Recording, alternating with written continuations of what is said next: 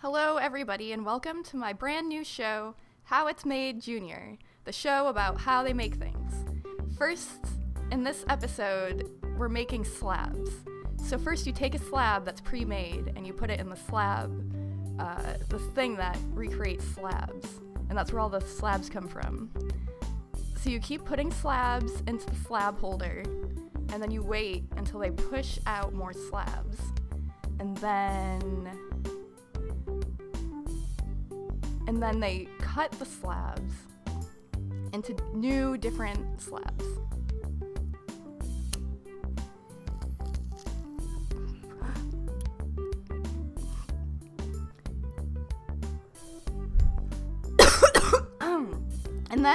And then all the slabs go down the conveyor belt and they pick out the best slabs that they can find. And all of the slabs come together into the waste pile. This is the waste pile of the slabs. It's old fish. That's what it is. These are old fish. These are old dried fish. And I think that they're making a fish cake with a gooey outside that holds the fish together is what they're making. And that's why they got all these dried fish that they put down the slot.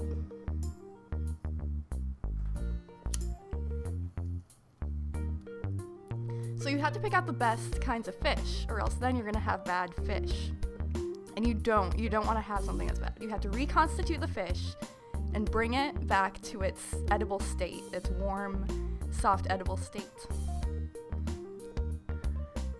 They're loading all of the dry ingredients for the cake, and then they're taking the old slabs that you saw before and covering them in butterscotch, because these are butterscotch fish cakes.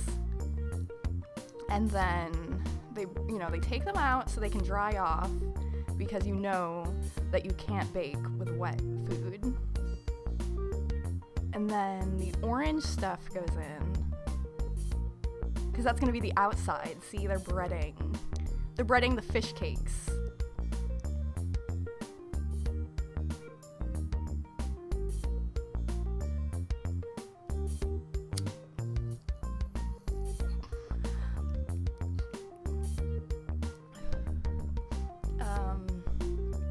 Then they fire them up to get a nice crispy outside, and then they put them in the hot water to make them hot. See that now it's all crisped up. And then some of them look really gross. So then they have to fry them again, so you can't tell which ones look really bad. Oh, this is the sauce. This is the sauce.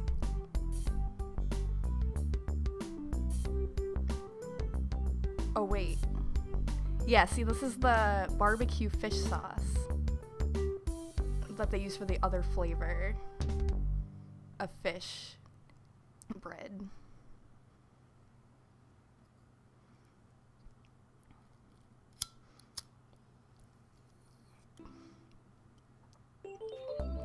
Then they mix all of them together to put into a variety pack, so you can't tell which ones you're getting.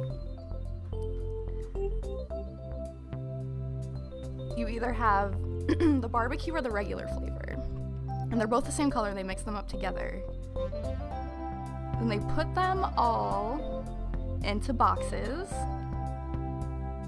and then they take out the bad ones, because they don't want to eat bad ones. And then they take this other stuff. This is the cakes from before. They look pretty good. And then you have dinner. And then the other dinner too. You have two dinners.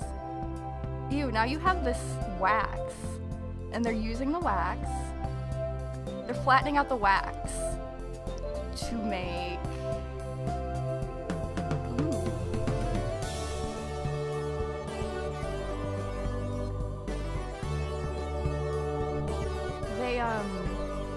They roll up all the wax, and then they kind of have to slice it up into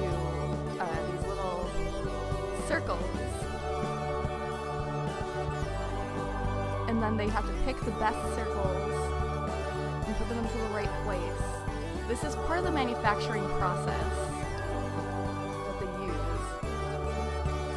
They load them up into the elevator, and they close the door, and up the slabs go. They get flatter and flatter as they go higher, and they all help flatten each other until you get these adorable little domes that are shaped completely perfectly over the top of the mold.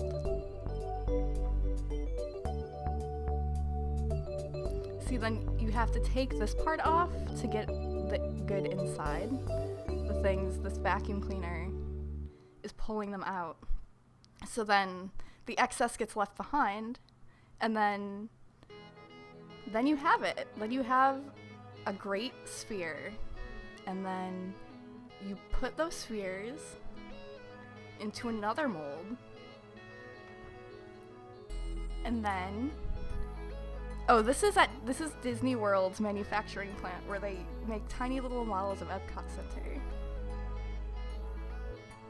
And inside is the candy shell, and that's why no one's allowed inside.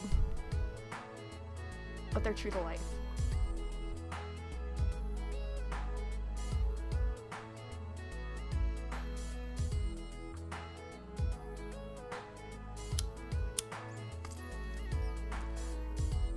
And then they put them all together, and then they go up another elevator, and then they compare sizes, and they pick the best sizes, the most ideal.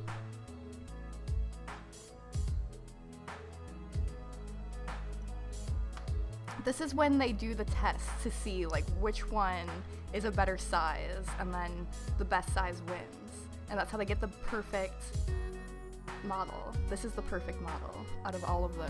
That was their ideal.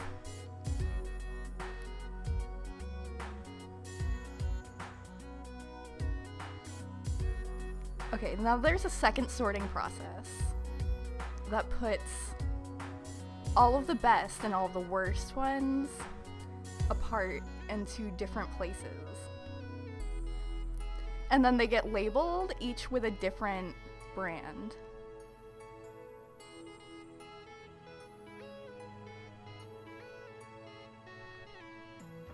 Some of them get red 4s, and some of them get no 4s, but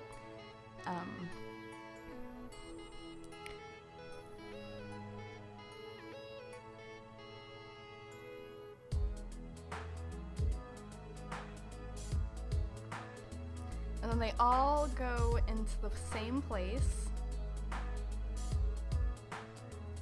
Oh wow. The special ones get yellow, because that's the best color.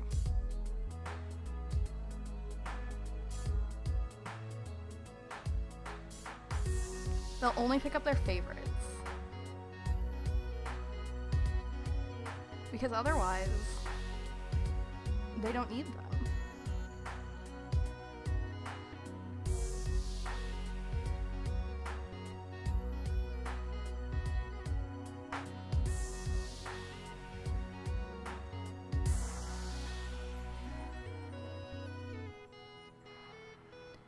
Our next process for today is big sheets that they use to cut out shapes. They try to cut out as many shapes as they can at once. And they make this special mold to try to get the best possible shape for as little, for using as much as possible. They sew them together.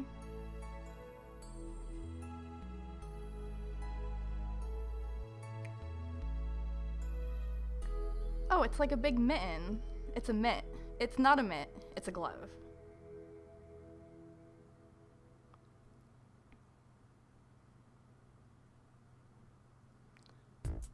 Oh. They put the outside on. Or it's a 2-layer glove, I think.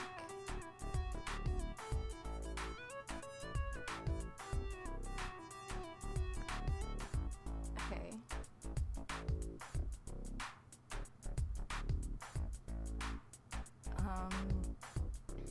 They have these really nice machines.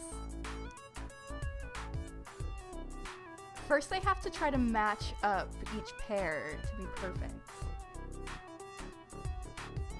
And then once they match up each perfect pair, they get to go on to the next hand.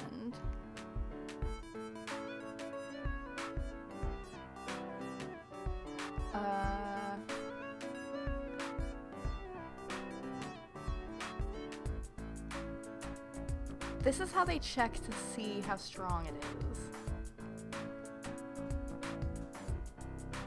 They only let perfect pairs go through.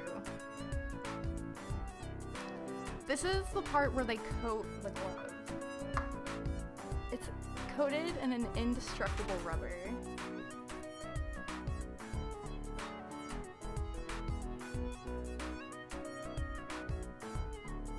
This is a really nice kind of glove. It helped you do a lot of different things. You can put your hand into a place that you don't want anything that is around to be on your hand. See, like, they take out the bad ones because they have no place for bad gloves. They know, like, they work in a factory and they know what is safe for factories. And they try really hard. They set them on fire, and they only let the ones go through that don't catch on fire.